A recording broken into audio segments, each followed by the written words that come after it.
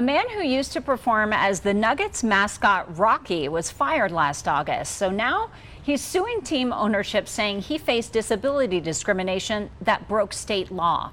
Ryan Fish with Scripps News Group in Denver sat down with him to talk about those allegations.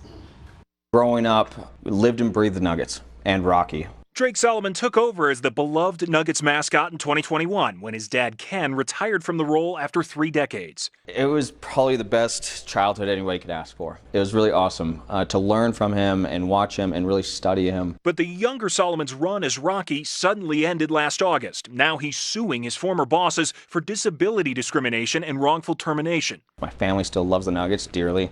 They're everything to us, so it's nothing against the Nuggets. It's just about right and wrong. The lawsuit filed Tuesday against Kroenke Sports and Entertainment, which owns the Nuggets, says Solomon was diagnosed with a bone tissue condition that required surgery just before the team's 2023 title run. From the fans, they noticed a limp.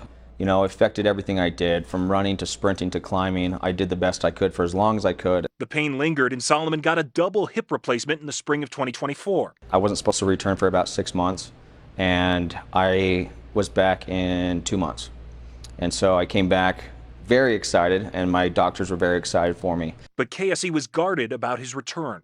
They assumed that the same thing would happen. I wouldn't be able to make it back to 100%. The lawsuit alleges Solomon, quote, returned to a hostile work environment. The team held tryouts for Rocky. Shortly after, Solomon was fired. The suit claims Solomon had a, quote, clean bill of health. It also contends his severance offer didn't have the proper legal protections. When I'm going through the surgeries, when I'm recovering, a lot of people made fun of my limp, made jokes about being a Make-A-Wish kid. There's a lot of people that have been mistreated, been fired wrongfully, and I want to fight for those people. Zach By from 104.3 The Fan Radio says those close to the team saw a drop-off between father and son. He could have a legitimate case coming from his side of the story, but also I would acknowledge underneath that same umbrella that the performance also wasn't the same, and he is in a performance-based business. For folks who believe this is performance-based and it's just a matter of you not being able to get the job done, how would you respond to that? The hip replacements was like nothing. It was such a quick recovery. I feel brand new.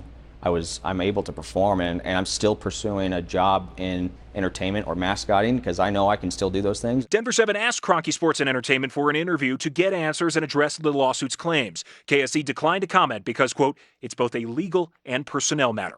Ryan Fish, Scripps News Group.